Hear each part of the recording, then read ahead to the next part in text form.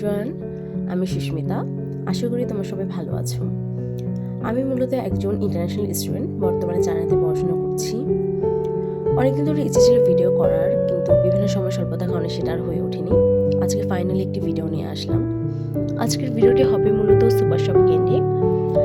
চায়নার একটি সুপার শপে কী ধরনের জিনিসপত্র পাওয়া যায় এবং সেগুলোর প্রাইস কেমন, সেই সম্পর্কে তোমাদের জানানোর চেষ্টা করব। তো দেখতে পাচ্ছ চায়নাতে ভারী তুষারপাত হচ্ছে। এটা আসলে নতুন কিছু না, কারণ আমি হারবিনে থাকি, আর Harbin one of the coldest city in China. তো এই তো বলতে বলতে সুপার শপে চলে আসলাম। তো প্রথমেই গেলাম মাছের সেকশনে। এখানে বিভিন্ন ধরনের মাছ ছিল, রূপচাঁদা মাছ ছিল, রুই মাছ ছিল, আরও বিভিন্ন সামুদ্রিক মাছ ছিল। এইদিকে শামুক, ঝিনুক, আরও কিছু জিনিস ছিল। চাইনিজ মানুষ এগুলো অনেক পছন্দ করে, কিন্তু আমি এগুলো আসলে চিনি না। দেন এরপরে ছিল কাঁকড়া। দেন এরপরে আরও কিছু মাছ ছিল। আমি এখানে খুব একটা দেশীয় মাছ দেখতে পাইনি, আর আমি সত্যি বলতে তেমন মাছ চিনিও না। তো এদিকে কিছু ফ্রোজেন আইটেম ছিল। চায়নাতে বেশিরভাগ খাবারই ফ্রোজেন পাওয়া যায়।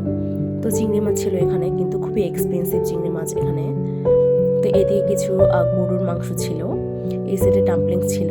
চাইনিজরা খুবই ডাম্পলিংস পছন্দ করে। তো এরপরে ফ্রুট সেকশনে চলে গেলাম। তো এখানে বিভিন্ন ধরনের ফল ছিল। এই যে ব্লুবেরি ছিল কিছু। তো এরকম একটা প্যাকেটের প্রাইস ছিল 42.80 RMB, যেটা কোয়াইট এক্সপেন্সিভ। দেন এই যে চেরি ছিল, এটার প্রাইস ছিল মূলত 6 পয়েন্ট সামথিং, তো এটা রিজনেবল ছিল। দেন এইদিকে কিছু স্ট্রবেরি ছিল। এরকম একটি প্যাকেটের প্রাইস ছিল 9 পয়েন্ট সামথিং RMB, তো এটাও মোটামুটি রিজনেবল ছিল। এইদিকে অরেঞ্জ ছিল কিছু, 2.98 করেছিল পার্চেন, তো খুবই রিজনেবল ছিল এটা। 1 জিন ইকুয়াল 500 গ্রাম। তো এই দিকে কিছু আনারস ছিল। এখানে একটা ফল ছিল। এই ফলটা আমি বাংলাদেশে অনেকবার খেয়েছি, কিন্তু আমি নামটা ঠিক মনে করতে পারছি না এখানে। তোমরা যদি কেউ চিনে থাকো এই ফলটাকে, প্লিজ কমেন্ট করে জানিও। আসলে আমার এখন নামটা ঠিক মাথায় আসতেছে না এখানে। তো এরপরে কিছু ড্রাগন ফল দেখলাম। তো এখানে ড্রাগনের দাম খুবই কম ছিল, 7 পয়েন্ট সামথিং RMB ছিল। তো এটা রিজনেবল বলতে গেলে বাংলাদেশের তুলনায়। এরপরে একটি ফল দেখলাম, এটা বাংলাদেশে আমাদের অঞ্চলে আমরা নাট ফল বলি, আমি জানি না তোমাদের অঞ্চলে কি বলে এই ফলটাকে। দেন অনেক আপেল ছিল। আপেলের দাম এখানে খুবই কম, 2 পয়েন্ট সামথিং RMB করে। তো এরপরে চলে এলাম সবজির সেকশনে। তো এখানে প্রথমেই কিছু মিষ্টি আলু দেখলাম। চায়নাতে প্রচুর মিষ্টি আলু পাওয়া যায়। এখানে আলুর দাম এমনিও খুবই কম, আর মানে খুবই কম আর কি। তো এইদিকে কিছু পেঁয়াজ দেখলাম, কিছু মিষ্টি কুমড়ো দেখলাম। এখানের মিষ্টি কুমড়োটা আমার কাছে খুবই কিউট লাগছে, কারণ সাইজটা খুব ছোটো ছিল। এখানে পেঁয়াজগুলো সাধারণত বাংলাদেশের তুলনায় সাইজে একটু বড় হয়, যদিও ছোটো পেঁয়াজ পাওয়া যায়, কিন্তু বড় পেঁয়াজগুলো বেশি চলে আর কি এখানে। তো এরপরে কিছু চেরি টমেটো দেখলাম। এগুলো এত কালারফুল ছিল, মানে দেখেই ভালো লাগতেছিল। আর দাম এই 6 পয়েন্ট সামথিং RMB ছিল। কিছু বিটরুট ছিল এখানে। তো এরপরে মিষ্টি কুমড়া দেখলাম। আমার একটা জিনিস ভালো লাগছে, মিষ্টি কুমড়াগুলো মানে কেটে বিক্রি করতেছে। তো এটা আমি মনে করি ভালো, কারণ পুরো একটা নিলে হয়তো খাওয়া হতো না, পচে যেত। তো সেক্ষেত্রে ওরা এভাবে স্লাইস হিসেবে বিক্রি করতেছে, এটা ভালো ছিল। তো এরপরে চলে আসলাম আমার পছন্দের সেকশনে, বেগুন। তো বেগুনের দাম এখানে খুবই কম ছিল, 5 পয়েন্ট সামথিং RMB ছিল এরকম একটা প্যাকেট। তো এটা রিজনেবল ছিল আর কি। তো এরপরে কিছু গ্রিন ক্যাপসিকাম দেখলাম। এগুলো একটা প্যাকেটের প্রাইস 4 পয়েন্ট সামথিং RMB ছিল। তো এই দিকে কিছু টমেটো ছিল, টমেটোর প্রাইসও 4.98 RMB ছিল। তো এগুলো আমি মনে করি একটু প্রাইস বেশি, এখানে বাইরে আরও কমে এগুলো বিক্রি করে। এরপরে কিছু বরবটি দেখলাম। বরবটি আমার এমনিও খুব পছন্দের একটা সবজি, আর শীতকালে বরবটি খেতে আমি মনে করি আমার মতো অনেকেরই পছন্দ। এরপরে মাশরুম দেখলাম, আর মাশরুমের অনেক ভ্যারাইটিস ছিল এখানে। চায়নাতে মাশরুমের প্রাইস খুবই কম, লাইক এরকম একটা প্যাকেট 2.50 RMB, তো এটা খুবই রিজনেবল। দেন এখানে কিছু ধনিয়া পাতা দেখলাম। এরপরে কিছু সবজি দেখলাম, আমি আসলে এগুলোর নাম জানি না। এরপরে দেখলাম কিছু পেঁয়াজকলি। পেঁয়াজকলিও বাংলাদেশের মানুষদের জন্য খুবই পছন্দের একটা শীতের সবজি। এরপরে কিছু কাঠি চোখে পড়লো। এগুলোর প্রাইস 3 পয়েন্ট সামথিং RMB ছিল। আমি জানি না এটা তোমার বাংলাদেশে কি বলো, আমাদের অঞ্চলে এটাকে কাঠি বলে। দেন আরও কিছু সবজি ছিল, এগুলো মূলত মাটির নিচের সবজি আর কি। গাজর ছিল এখানে কিছু। এরপরে আদা, পেঁয়াজ, রসুন চোখে পড়লো। এগুলো আসলে বাঙালিদের জন্য ম্যান্ডেটরি, এগুলো ছাড়া রান্নাই হয় না বলা যায় বাঙালি পরিবারে। বাঁধাকপি দেখলাম কিছু, যদিও আমি ফুলকপি খুঁজছিলাম কিন্তু পাইনি, বিকল্প হিসেবে বাঁধাকপি পেয়ে গিয়েছি। তো এখানে একটি ইন্টারেস্টিং জিনিস চোখে পড়লো, আসলে বেগুন দেন করলা এই সবজিগুলো কি এরা কেটে শুকিয়ে দেন প্যাকেজ করে রেখেছে যাতে অনেক দিন সংরক্ষণ করা যায়। ওদের আইডিয়াগুলো আসলে খুবই ইউনিক। তো এইদিকে চীনাবাদাম ছিল, বেসন ছিল, দেন ডিমের সেকশনে গেলাম। চায়নাতে ডিমের দাম খুবই কম আসলে। এরকম একটি প্যাকেট যেখানে 30টা ডিম থাকবে, এটার প্রাইস 21 পয়েন্ট সামথিং দেখলাম, তো খুবই কম। তো এরপর কিছু ড্রাই ফ্রুটস চোখে পড়লো। তো এখানে আমসত্ত্ব ছিল, বিভিন্ন নাটস ছিল, দেন ড্রাই ম্যাঙ্গো ছিল।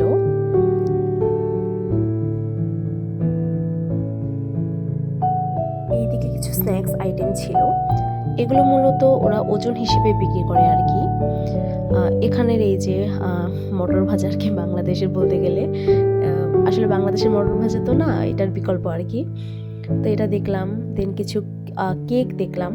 এখানে কেকগুলোর প্রাইস আমি মনে করি বাংলাদেশের তুলনায় বেশি, তবে টেস্ট ওয়াইজ ভালো, এগুলো কোয়ালিটি ভালো। এরপরে কিছু বেকারি আইটেম চোখে পড়লো, যেমন এখানে বান ছিল, কেক ছিল, কিছু কুকিজ ছিল। তো এরপরে এই তো ভিতরে চলে আসলাম। এইদিকে মূলত স্ন্যাক্স জাতীয় আইটেমই পাওয়া যায়। তো মিল্কের সেকশনে চলে আসলাম। চায়নাতে মিল্ক খুবই রিজনেবল অ্যান্ড বিভিন্ন ধরনের মিল্ক পাওয়া যায়, সয়া মিল্ক ছিল, স্ট্রবেরি মিল্ক ছিল। এইদিকে কিছু ড্রিঙ্কস চোখে পড়লো, এগুলো মূলত আমরা বাংলাদেশে যেগুলো খেতাম আর কি, যেমন মিরিন্ডা, পেপসি, কোকাকোলা এই ধরনের ড্রিঙ্কস ছিল। এছাড়াও চাইনিজ কিছু ড্রিঙ্কস ছিল। এইদিকে কিছু চিপস ছিল, এখানে বিভিন্ন ধরনের চিপস ছিল। সত্যি বলতে আমার কাছে এই চিপসগুলো এত পছন্দ হয় না। বাংলাদেশে যেমন চিপসের ভিতরে একটা ভালো লাগা ছিল, সেই ভালো লাগাটা এখানে পাই না আসলে। তো লেস ছাড়া আমার অন্য কোনো চিপস এখানে ট্রাই করা হয় না। এরপরে চলে আসলাম নুডলসের সেকশনে। এখানে বিভিন্ন ধরনের ভ্যারাইটিস ছিল নুডলসের। আসলে আমি যতটা জানি চাইনিজ, কোরিয়ান ওদের দেশের মানুষ নুডলসটা খুব পছন্দ করে, তাই এখানে নুডলসের অনেক ভ্যারাইটিস পাওয়া যায় অ্যান্ড প্রাইসও কম। তো এরপর চলে আসলাম আমার পছন্দের সেকশনে। তো 2টা রামেন নিয়ে নিলাম আমার জন্য। এইদিকে বিভিন্ন ধরনের সস, মেয়োনিজ, বিভিন্ন ধরনের ক্রিম এগুলো ছিল। চাইনিজরা ওদের খাবারে সয়া সসটা খুব বেশি পরিমাণে ইউজ করে। তো এইদিকে এই ক্রিমটা ছিল, এই স্ট্রবেরি ক্রিমটা আমার খুব পছন্দের, মানে ব্রেডের সাথে এটা ইউজুয়ালি আমি ইউজ করি। এখানে কিছু ব্রেড, কেকস এইসবের আইটেম ছিল। এই ব্রেডটা আমার খুব পছন্দের। এটার এখানে প্রাইস যদিও 5 RMB করে, কিন্তু বাইরে এটা 4 RMB, মানে সুপার শপে একটু প্রাইস বেশি আর কি। এই সাইডে আরও কিছু ব্রেড ছিল। এখানে আজকে আমার নতুন একটা ব্রেড চোখে পড়লো, ভালো লাগলো দেখে। নেক্সট টাইম ইচ্ছে আছে নেওয়ার, আজকে কেন জানি আমার ইচ্ছে করলো না এটা নিতে। এই সাইডে আরও কিছু ব্রেড ছিল। এরপরে চলে গেলাম সসেজের সেকশনে। এখানে বিভিন্ন ধরনের সসেজ ছিল। চায়নাতে চিকেন, বিফ, ল্যাম্ব বিভিন্ন ধরনের সসেস পাওয়া যায়। এই সেকশনে মূলত বিভিন্ন ধরনের বিস্কিটস, দেন বিভিন্ন কুকিজ এইসব ছিল। অ্যান্ড এগুলোর প্রাইস বলতে গেলে রিজনেবল ছিল, লাইক 2 RMB, 4 RMB, মানে প্যাকেট অনুযায়ী ছিল আর কি।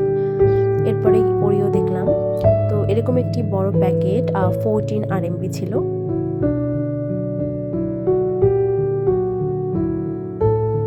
এই অরেঞ্জ জুসটাতে মূলত র অরেঞ্জ ছিল। এটা খেলে আপনার কখনোই মনে হবে না যে আপনি জুস খাচ্ছেন, আপনার মনে হবে আপনি অ্যাকচুয়ালি অরেঞ্জ খাচ্ছেন। তো এরপরে পানি ছিল, যেটা ইউজুয়ালি সব জায়গাতেই পাওয়া যায়। চায়নাতে কিন্তু পানি কিনতে হয়। যেমন এরকম একটা ছোট বোতলের প্রাইস 1 RMB ছিল। তো প্লেস অ্যান্ড বোতল বুঝে এটার প্রাইস ভ্যারি করে। এই তো আইসক্রিমের সেকশনে চলে আসলাম। অনেক কিছু ছিল একটা আইসক্রিম নেওয়ার, কিন্তু আপনার গলা শুনে বুঝতে পারতেছেন যে আমার ভীষণ ঠান্ডা, তো এই জন্য নেওয়া হয়নি। তো প্রাইস খুবই কম ছিল আইসক্রিমের। এইদিকে বিভিন্ন ধরনের চকলেট ছিল, কিন্ডার জয় ছিল, নিউট্রেলা ছিল, স্নিকার্স ছিল, আর বিভিন্ন ধরনের চকলেট ছিল এখানে। এখানে চকলেটের প্রাইস বলতে গেলে বাংলাদেশের তুলনায় কম। তো এই যে ডাভ, এটা বলতে গেলে ইন্ডিয়ান ডেয়ারি মিল্কের কপি আর কি। অনেকেই মজা করে বলে যে চাইনিজরা কপি করতে পছন্দ করে, অ্যান্ড এটা আমি সত্যিই চায়না আসার পর বুঝতে পেরেছি। ডেফিনেটলি ওরা ক্রিয়েটিভ, কারণ একটা জিনিসকে কপি করে ওই জিনিসটার থেকেও বেটার তৈরি করা এটা কিন্তু সহজ ব্যাপার না মোটেও। যাই হোক, তো এখানে কিছু স্টেশনারি আইটেম ছিল, যেমন খাতা, কলম আর যা যা দরকার আর কি। এরপরে সাবান, shampoo, liquid soap, face wash, মানে একজন মানুষের দৈনন্দিন জীবনে যা যা দরকার আমি মনে করি তার ম্যাক্সিমামই এই শপে ছিল। কিছু বাচ্চাদের খেলনা দেখতে পেলাম এখানে। এই খেলনাগুলোর প্রাইস বাংলাদেশের তুলনায় কম ছিল। চায়নাতে এমনিও বেবিদের জন্য অনেক কিউট কিউট খেলনা পাওয়া যায় যার প্রাইস অনেক কম, বিশেষ করে এই ডলটা অনেক বেশি কিউট ছিল। আসার পথে কিছু পাউডার মিল্ক, দেন ওটস এগুলো দেখতে পেলাম। ওটস 1 কৌটার প্রাইস ছিল 59 পয়েন্ট সামথিং RMB। তো এরপর বিল করতে চলে আসলাম। চায়নাতে বেশিরভাগ সময়ে বিল আলিপে বা উইচ্যাটের মাধ্যমে হয়, ক্যাশ খুবই কম চলে এখানে।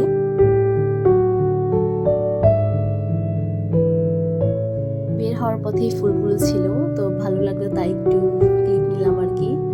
তো এই তো বলতে বলতে গেটের কাছে চলে আসলাম। এই সুপার শপটা মূলত আমার ডর্মের ঠিক পাশেই ছিল, তো আমার জন্য খুবই ভালো ব্যাপার এটা যে আমার ডর্মের ঠিক নিচে একটা সুপার শপ আছে, কারণ এই ঠান্ডার মধ্যে দূরে কোথাও যাওয়াটা সত্যি আজকে সম্ভব ছিল না। তো এই যে এটা আমার বিল্ডিং, এটা মূলত গার্লস ডরমিটরি।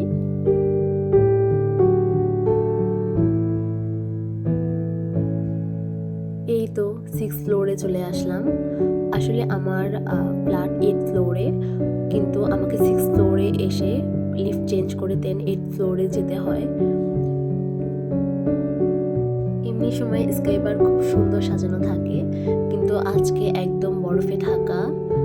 এই যে এটা হলো আমার বিল্ডিং, এই বিল্ডিংয়ে আমি থাকি আর কি। অবশেষে চলে আসলাম আমার বাসাতে, আর সেই সাথে আজকের ব্লগটি এখানে শেষ করছি। জানি না ব্লগটি কেমন হয়েছে, এটা আমার প্রথম ব্লগ। আশা করি আপনারা সামনের দিনে আমার পাশে থাকবেন আর আমার ভুল ত্রুটিকে ক্ষমার চোখে